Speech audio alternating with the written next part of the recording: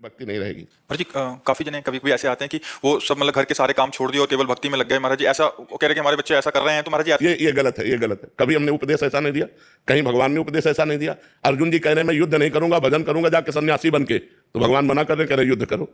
अपने कर्म को करने का आदेश दिया गया, वैसा थोड़ी कि आप कर्म छोड़ करके माला लेके बैठ जाना। ये सब ये प्रमाद है, ये गलत है। जिसका जो कर्तव्य है वो कर्तव्य कर्म करते हुए भजन करो।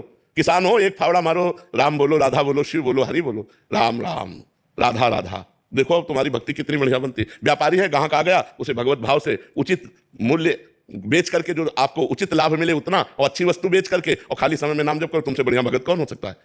हर सबको समय है भजन करने का। अब कोई प्रमादवश बोले कि भाई हमको 8 घंटे ड्यूटी का, तो 8 घंटे ड्यूटी बराबर कोई नहीं करता। हम माना 1 घंटा आप कंप्यूटर चला, फिर इसके बाद नाम जप करो, बीच बीच में राधा राधा बोल लो, धर्मयुक्त कार्य करो, हो गई भक्ति। भक्ति का मतलब ये जो काम छोड़कर भक्ति करना चाहते हैं काम चोर है, ये भक्त नहीं है। बड़े बड़े संतों को देखो, पूरे विश्व कल्याण के लिए क्या क्या करते रहते हैं। आप तो अपने परिवार का पोषण नहीं कर पा रहे हो, लाखों लोगों का पोषण कर रहे हैं, तो भक्तों को देखो कितनी बड़ी सेवा मिली हुई है। तो ये अपने कर्तव्यों का त्याग करना भक्ति नहीं है, कर्तव्य कर्म को करते हुए भजन करना भक्ति है। हमारे जो एकदम ऐसा कह रहे हैं कि ऐसा वैराग्य चढ़ जाता है कि वो सब इनाम में लग गए। हम तो बचपन से बैरागी हैं, फिर हमको तो मतलब कहीं गुफा में घुस जाना चाहिए था। ऐसा नहीं है। हाँ, मन उदास हो जाता है संसार के भोगों से, और धर्मयुक्त भजन करते रुचि नहीं रहती, संसार में रुचि नहीं रहती, पर कर्तव्य कर्म का पालन होता है।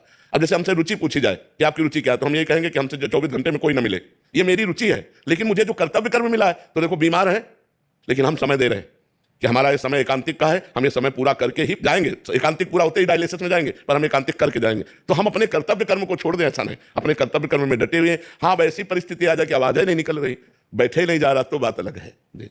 पूजा वर्मा जी दुबई से।